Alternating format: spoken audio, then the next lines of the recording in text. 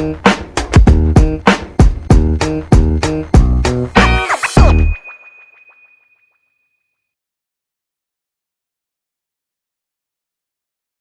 to Kadabam's Insights, where serious conversations happen. Today, we are going to dive deep into one of the most serious topics of psychiatry and mental health, which matters to millions of our people, and that is schizophrenia. Schizophrenia is a very serious and a challenging illness that many people go through. Today we will understand what this schizophrenia is all about, how to identify, how to recognize this schizophrenia, what are the signs and symptoms that you generally see with a person having schizophrenia, what are the treatment options, and we will also break the myths that is commonly seen about this schizophrenia. To do this, to talk about schizophrenia, we have a wonderful guest, Dr. Priya Raghavan. She is a very senior psychiatrist. She had her initial training in medicine in Bangalore, post which she went to UK to specialize in psychiatry. Not only did she specialize in psychiatry, she also specialized in a subspecialty of psychiatry. She is a super specialist in psychiatry. After her stint in UK, her motherland was calling. She came back to India and she is serving people of our country with Kadabams. I welcome Dr. Priya Raghavan for today's conversation on schizophrenia. Welcome, Dr. Priya, and not wasting much time, let's directly get into talking about schizophrenia. So, Dr. Priya, you've finished your medicine here in India, and then you went to UK. You did your post-graduation and chose psychiatry as your specialty, and also you did your super specialization in psychiatry when in India they had not heard that there can be a super specialty. So I did my MBBS under my graduation here in India in KIMS, Bangalore. And at that time, I remember doing a 10-day posting in mental health in psychiatry as part of your internship you're supposed to do. And if I go back in time, if I remember right, psychiatry was also in its very early stages in India. Yes, it was practiced, up to a certain extent, but the acceptance by people was still at a very, very low level. Resources were good. There were teams formed, be it for inpatient, outpatient. So it was a completely different ballgame. So I had not seen that level of organization and level of resources, if you like. So along with that came the exposure, of course, to mentally ill patients. We saw a wide variety of illnesses. And of course, after your post-graduation, what you call MRC Psych, which is roughly the equivalent of a diploma in psychiatry here, then you if you want, you can go and specialize. We call it specialty there. Here we call it as super specialization. So I chose old age psychiatry. So I'm actually a specialist in old age psychiatry with, and I have, of course, postgraduate qualification for general. When was the first time you heard schizophrenia, be it at the undergraduation level here or the post-graduation? What was your impression about this illness, schizophrenia? So it was actually, I heard the term here. Obviously, when you're training in India, you're supposed to study and everything for your exam. So that is where we picked up a few concepts of schizophrenia, but it was still very, very vague. Because the concept, the kind of symptoms can still be very vague even now. There are some very specific and then there are very non-specific symptoms too.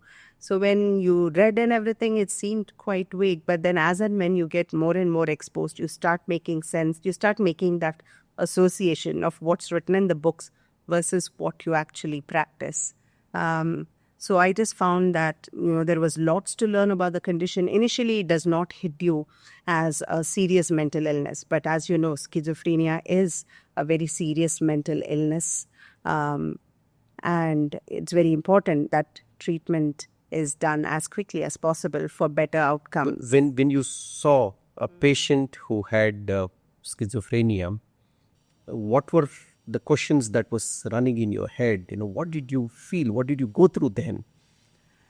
Yeah, I was trying to understand what the symptoms are. It's very difficult to make sense of the symptoms because you have a seemingly normal person in front of you who seems to have a reasonable conversation at times, and then at times there's a sudden fluctuation wherein he goes into his own world.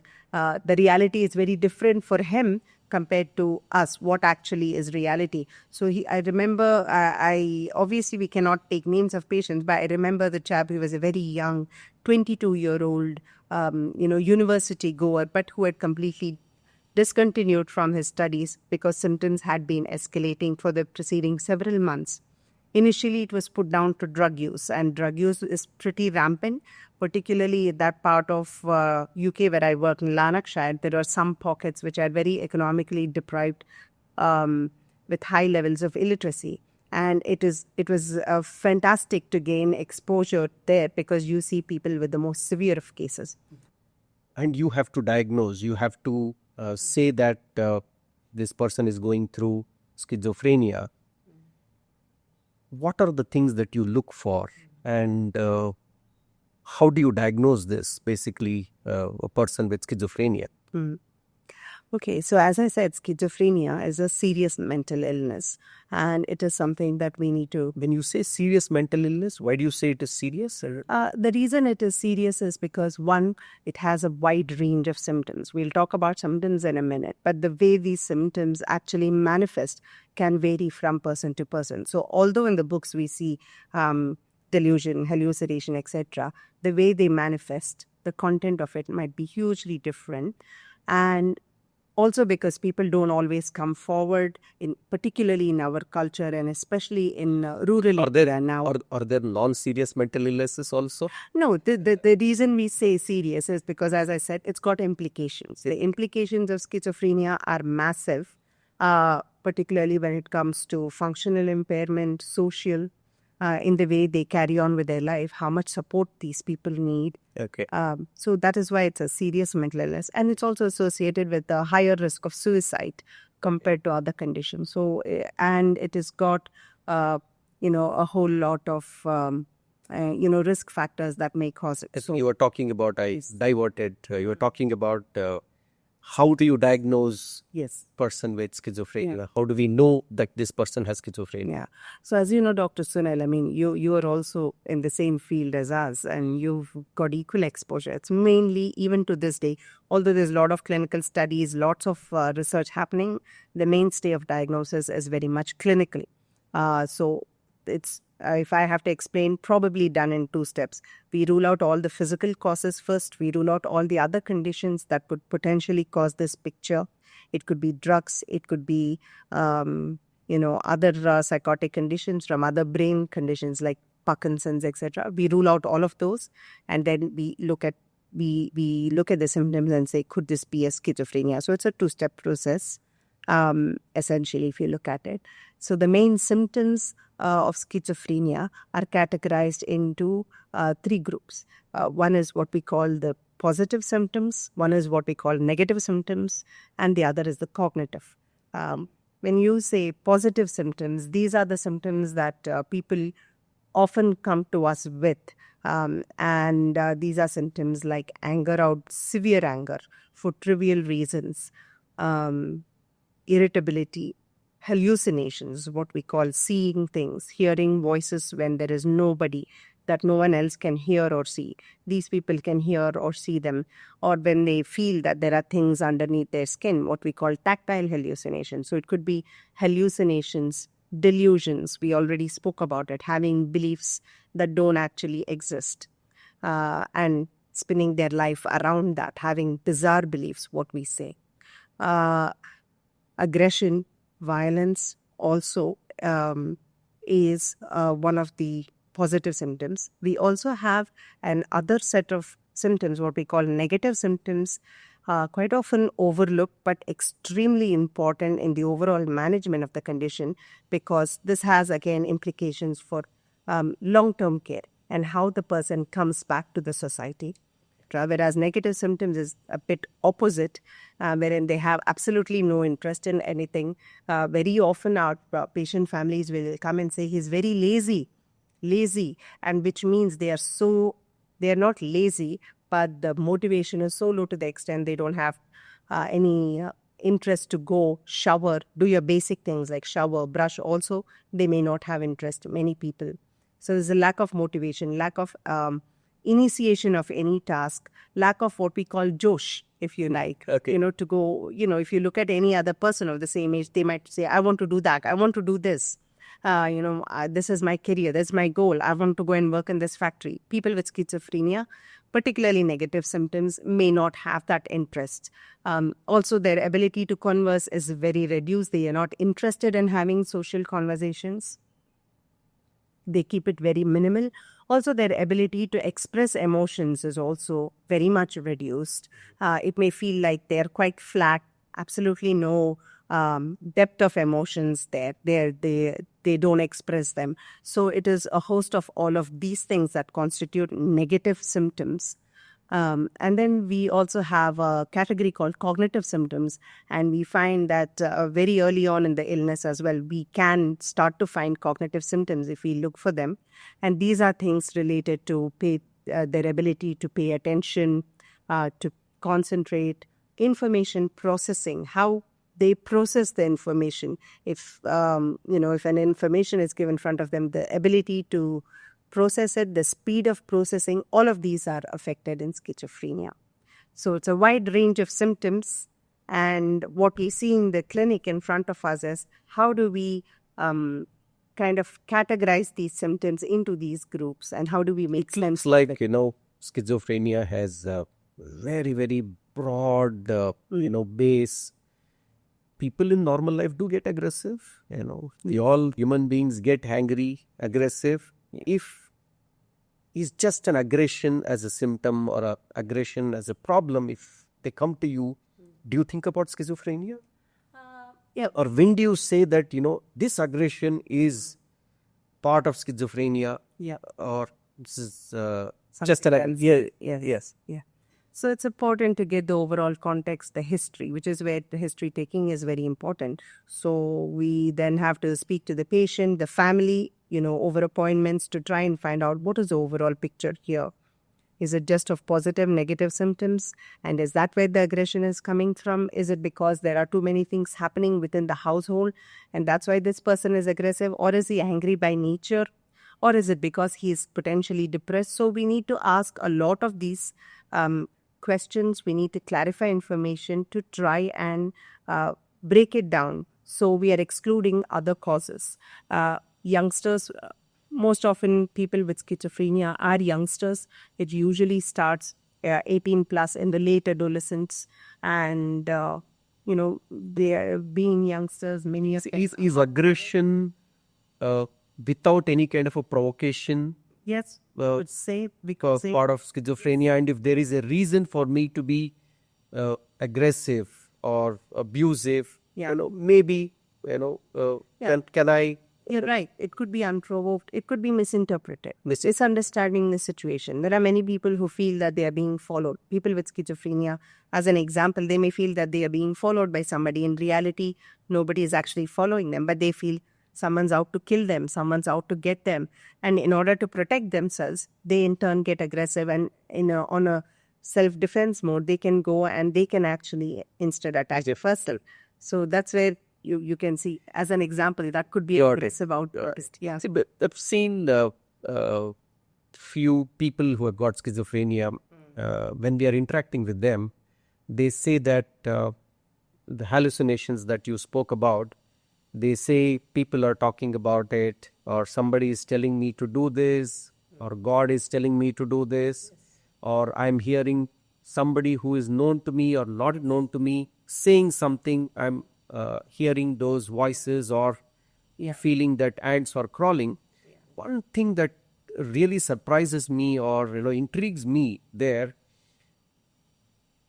even when I am alone, I keep talking to myself. Yes. Okay. There is a voice within me where I'm having a conversation. It is almost like a dialogue that I have within myself. Yes. And me, I mean, I might sound a bit, hope you don't diagnose me. Okay. So it's like myself having conversation with one more myself where I'm thinking, what am I going to do? Is this right, wrong? There is a conversation. Okay. When does this become hallucination? How do you say, judge that, this is no more an internal conversation that you have in your head. This is a hallucination. How do you? Yeah. So visual is when you're seeing things that's actually not there. Auditory is when you're hearing things that are actually not there. Other people in the room cannot hear except you. Tactile is when you're feeling that there is something on your body, something under your skin, for example, crawling. But in schizophrenia, one of the most important hallucinations is one of a auditory nature, wherein you're hearing voices. And when we say, again, there are multiple types of voices that you can hear. And if I have to come back to your question, yes, we do so many, when we are doing our thoughts, when we are doing our work, we do a lot of thinking. That doesn't mean we are actually hearing voices, because we are fully aware that it is our own thoughts. Yes, I'm talking to myself now. I need to do this. We do that all the time, and it keeps us going. It helps us stay functional. But what happens in schizophrenia is the person is not able to, they hear voices, first of all, that others cannot hear. These are not necessarily their own voices. It could be somebody else, and they are not able to actually understand or identify that others are not hearing, but I am hearing, and what is this? Is something wrong here? So people don't often, with schizophrenia, do not understand that those voices that they hear are not real. Saying, you do that, you do this, you're not a nice person, you go there, you jump from the balcony. Oh, that is when they are instructing, when they are commanding, the person with schizophrenia feels compelled to actually go and follow the command. And that is how a lot of, that accounts for a Do they really hear voice, or is it a... they don't actually hear. No. It's coming from inside their head. Okay. So studies have been done. A lot of research studies have shown that when they've done neuroimaging, when people are hearing voices, and when they are doing MRI studies, and when they have done the studies, they see that the portion of the brain that's important for the thoughts lights up when they are hearing voices also. So they misinterpret their own thoughts as well as voices. And then also the speech area lights up. So they are not able to actually identify whether it is their own voice, somebody else's voice also. And also there are previous theories suggesting that they used to feel that the voices are coming, from an other area in the throat. So there are all of these different theories around hearing hallucinations. Lots of studies are ongoing, but the fact remains on clinical ground that they are very troubled by these auditory hallucinations. Can we say then that the normal conversation that I have within myself, thinking that I am doing, has gone little out of context or out of control, that I feel my own self that I am talking to, now I am thinking that it is no more me, it is somebody else? To some extent. But as I said, the pathology is also very different. There are these other areas of the brain also that are at work. So it is not like, sometimes when we say that they are imagining, it's actually very derogatory to them, because for them, they are not imagining. It is true. It seems extremely true to them. For them, it's real. Yes, it is real. And that is their world. And the problem is when we don't try and understand their world and say, no, you're imagining, then they get really upset. Because then they don't know how to respond to all of these people that are instructing them. And quite often what happens, you would have seen that, Dr. Sunil, in our rehab center as well. You're trying to talk to the patient, but they don't want to respond to you because they're being controlled by the voices there. They're responding there. If the voices are telling them, no, you don't speak to him, don't give him this, they will not give us that information. Yes. So there's a lot of impact about these hallucinations, which can be adverse for the patient. But treatment is available, we know. So that's the heartening thing. So, in a common parlance, again, when we say deluded, I know he's deluded with something, means there is something which is a fact which is contrary to what this person is thinking or is believing in. Where does this delusion begin? And where does this... Where do we draw the line? Where do we draw the line? Yeah. So it's very important to try and understand the patient, so often there are many times that these delusions actually do not come to the fore, or even if they do come to the fore, it takes us a period of time to understand how deep these delusions are. So which is why sometimes schizophrenia, depending on the presentation, we can diagnose them very quickly in the clinic based on history, mental state examination. And then there are other times where it takes much longer. We all have different beliefs as individuals. We all have different beliefs. We could have different opinions about different things, but we all also understand that this is within the range of normalcy, and it does not affect us on a day-to-day basis severely. So again, the functional impairment is not there. And it's not like if you have a different opinion, let us say about using phone, you find that it's much more useful. And let's say I don't find it's as useful. I'm not going to keep coming behind you, arguing about it, insisting that that's the case. Or I'm not going to be so self-absorbed into that view that I leave everything else and just focus on this. What happens is in delusion are things like that. They are not able to let go of the view. That view becomes primary and they build their life around that. I have a patient who believes that she is married to one of the other individuals on the unit, but no such thing has taken place. For all you know, the other patient does not even talk to her or has ever spoken to her. But her life revolves around him, wherein she just keeps following him wherever he goes. She eats, sometimes even ends up eating his leftover food, believing that that's what God has told her to do. So it's a very complex web. So that is not normal thinking. So what if my belief or my whatever I think is the right thing, as long as it doesn't affect my life, yes, it is fine. Is that fair to assume? Yes, that's one aspect of it. Okay. And the belief should not, it defies rationality in delusions. Okay. But what we all have are reasonably rational, which is why it falls within the range of normalcy. Okay. When it's outside the range of normalcy, that's when we call it delusion. Unfortunately, we don't have a blood test to measure this. Okay. That's where I think the important thing is to have a conversation with the patient, try and understand. What are the different kinds of delusions? Like, I think hallucinations, you are saying that, I can see things which is not there, hear things which is not there.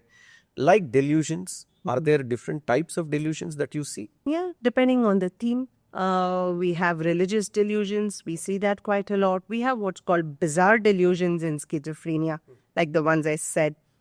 It could be to do with space, or they feel that they have a chip somewhere inserted, or they feel TV is talking to them. It's just a belief. They may or may not hear the voices, but if they believe TV is talking to them, only to them, and TV is giving them special messages, and let's say whatever's happening in TV. So they are called delusions of reference.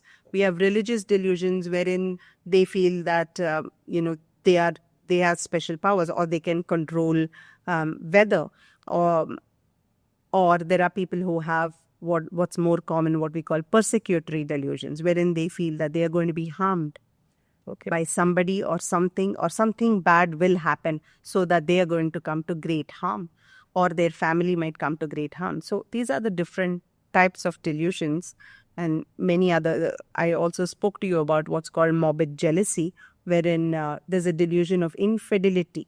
Okay. That people believe that their partner is seeing somebody else, that they are being unfaithful.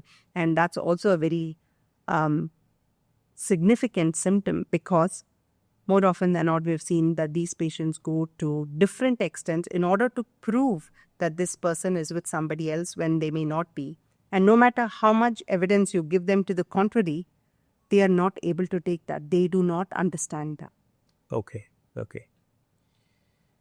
I think negative symptoms you've helped understand in depth, where the person is not motivated, the basic motivational levels. I mean, something which, in this, I find it bit contrary or kind of opposite to each other. On the one end, you're saying that here is a person who is very aggressive, he's, out with energy kind of a thing. And another side, you're saying this person is not interested, not motivated. Yeah. Okay. Do you see both in an individual, or it's mutually exclusive? No, not mutually exclusive all the time. Sometimes it can be, but by and large, what happens, as I said, there's a wide range of symptoms here. People come to you with different symptoms, with different levels of severity. Sometimes you might find people who come with positive psychotic symptoms, which are the positive symptoms of schizophrenia, and that's more of a crisis situation, much more of an urgent situation, because Like an emergency. Yes, they are more angry, aggressive, or they are very psychotic, and immediate treatment needs to be initiated. And then there are other people, but they may still have some negative symptoms, perhaps which is not picked up as yet, because the focus is on the positive symptoms. And then there are many other people who actually come with negative symptoms, like saying my son is too lazy, it's been 3 years, he's not been working, 5 years, not working, not talking to anybody, just shutting himself in the room. We see people who come with negative symptoms too. Then there are people, as I said, who come with both positive and negative. Usually what happens, they come with positive symptoms, and once we treat the conditions, once treatment is given, we then start to see the emergence of negative symptoms. They are left with the negative symptoms, if that makes any sense. Some of them come with negative symptoms and very few positive. So a person with schizophrenia can have the two ends of if I may say, as a spectrum, where he can be overactive to an extent that he is very aggressive, Yes, or challenging to deal with, Yeah. leading to an emergency, to another extent of him being completely Yes. not interested in Yes. socialization, communication. Yes. Yes, they can come with complete lack of motivation, lack of initiation, to talk or do anything, lack of ability to socialize, lack of emotional depth. They can come with any, and that could have been going on for a much longer time before the family realized that something is actually wrong. Maybe he is not just lazy here. Oh, okay. The third part of the symptoms you mentioned about the cognitive Yes. symptoms. Cognition, if from a common man point of view, Yeah. is what I receive as information and how I process that information and how I respond Yeah. with that information. So, person with schizophrenia, what has gone wrong? What part of this cognitive aspects is deranged, or Yeah. So when we say cognition, so like you said, they all refer to what we call the higher brain functions. okay, Like higher brain functions mean it could encompass this whole thing, like thinking, judgment, reasoning, understanding, making decisions, changing course, problem solving. All of these compass what is called higher functions or cognition. And what happens in schizophrenia, It's not overt cognitive deficits that we see, but generally they come with subtle deficits. It could start as early as young age, but it's picked up much later on when they come with psychosis. Quite often, if you look at patients who come, research studies have shown cognitive deficits start at a very, very early age as well. And it could manifest as maybe not being very bright, not being so good in studies, not being able to grasp things. Sometimes you may wonder, oh, is it low IQ then? Low IQ is slightly different because then there are other things we expect for low IQ, like physical development is also deranged. But here it is more things around cognition, intelligence, a little bit subtle again. They may get maybe 10th or 12th rank instead of first, second. And parents might be wondering, why is he not studying? So it starts as early as that. And as I said, ability to process information. If you are giving information saying, no, actually, I'm not following you, they may not be able to process that. They may not understand that. The belief system is different. Attention, ability to pay attention is also reduced. Some memory deficits are also there. So these are all some of the deficits that we see. And as the illness goes by, when the positive symptoms come down, we see that negative symptoms and cognitive symptoms are much more apparent and more tricky to deal with.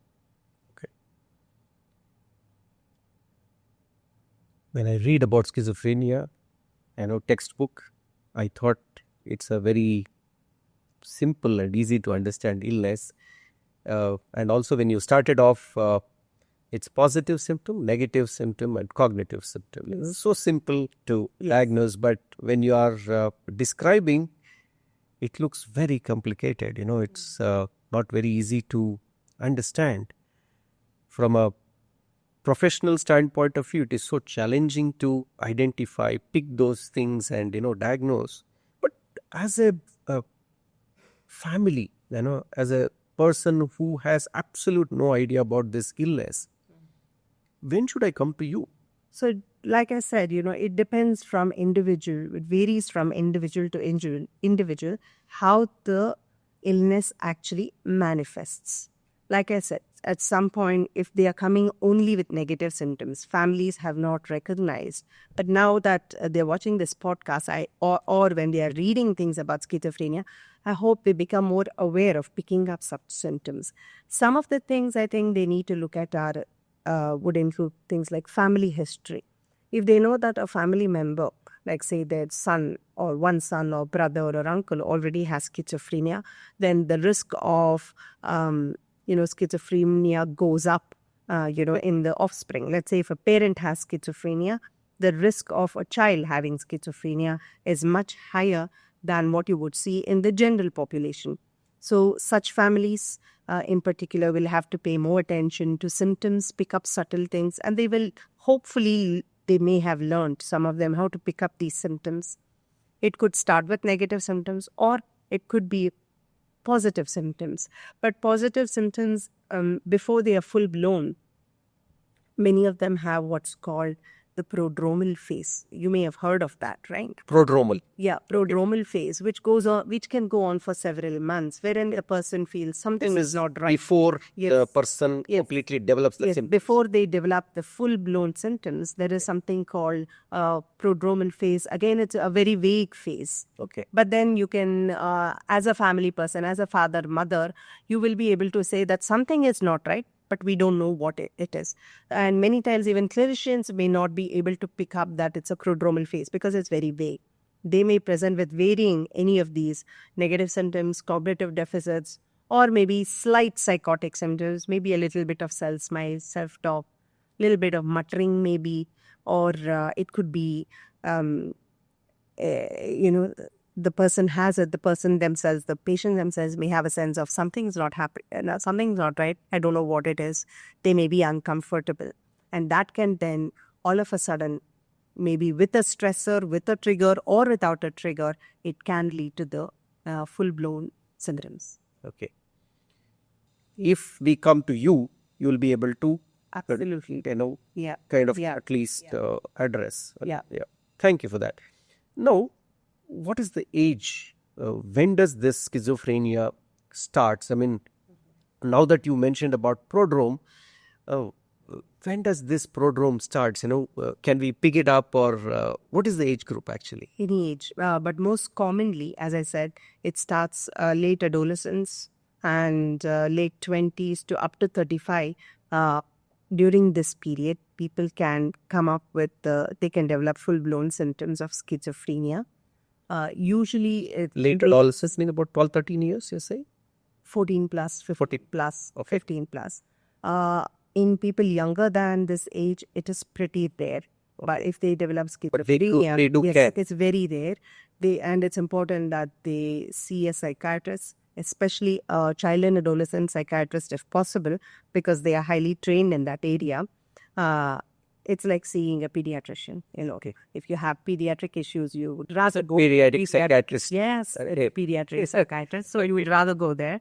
But if it starts at a much younger age, we understand that the prognosis is not as good. And when I say prognosis, is the long-term outlook for that condition is not as good. So again, but treatment is always available, and we can always. So the illness can start manifesting, or we can see this. Generally, late adolescence is what we see. Generally, slight preponderance. Males get it a bit more than females. But if you look at the later age, there's something called late onset schizophrenia. Then that is a bit more in women. What is the age?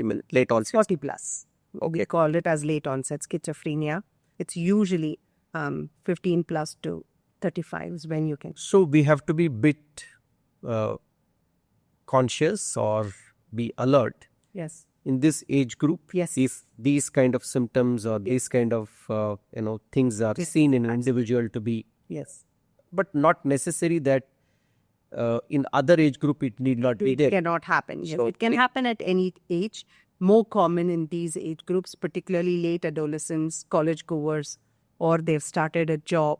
In the younger age group, it's much more common. And so when families find that they are acting out of ordinary, very unusual behavior, isolating themselves or getting too angry for even things that don't require anger, which is a bit out of character for the patient, then they need to start getting alert. Fantastic. So just one last question about about the signs and symptoms of schizophrenia. I was doing a bit of research about the illness. An interesting statement, a patient in US, this was there in the news as well, it seems. So he got up in the night, and then he shot his wife and maybe a child who was there with him, and then went to his in-laws' place. He shot both of them, and then he shot himself.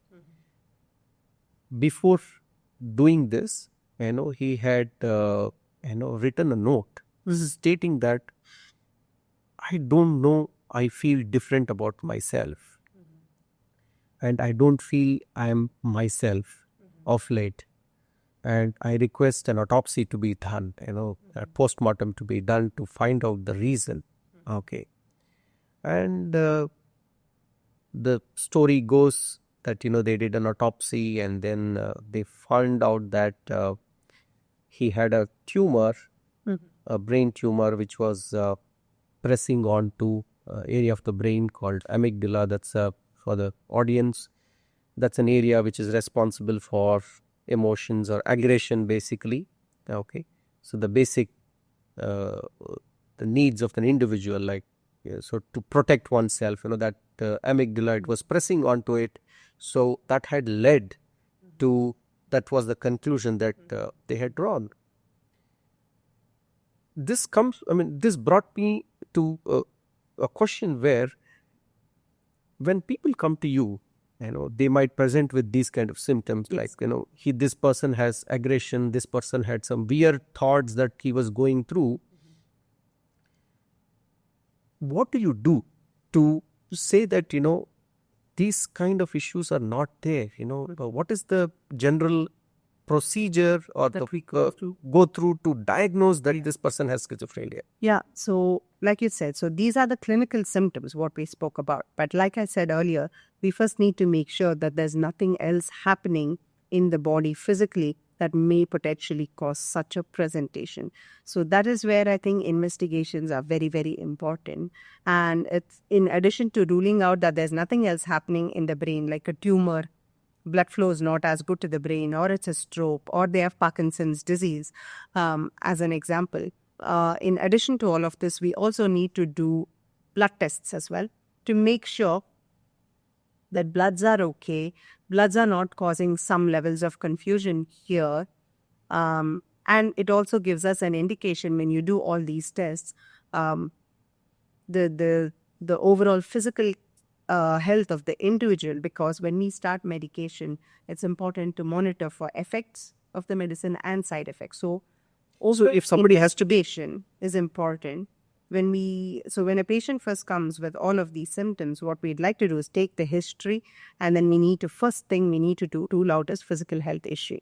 So that could include a whole set of bloods. We need to make sure that the person is not taking any substances like drugs or alcohol that could be causing this presentation, because more often than not, they occur together, particularly with drugs being more easily available nowadays.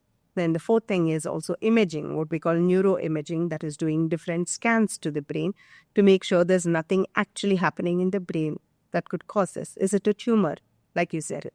Is it a tumor in the posterior part of the brain? Is it an epilepsy? Are they having like temporal lobe epileptic fits? Yes. Sometimes in between the fits, let's say people, they have a fit today and then the next fit they have is 10 days later. We need to make sure that in between this duration, are they having psychotic symptoms? Are they having psychotic symptoms because of the fits and not because of schizophrenia? So we need to rule out all of these things. So basic things we'll be asking for would be things like blood tests, brain scan for a first time. When they come in for the first time, we don't need to do it every single time, the brain scan. First episode of psychosis, especially very important to do brain scan. Also rule out other things like seizures. These are the urine drugs. So it's not just that, I have this hallucination or I feel I'm deluded. And just give you antipsychotic. No, it has to go through. Okay. It has to go through this procedure. We need to make sure there's nothing physically wrong. And if there are things physically wrong, does it account for this presentation? And beyond this, do they still have schizophrenia? It gives us that overall perspective. Great.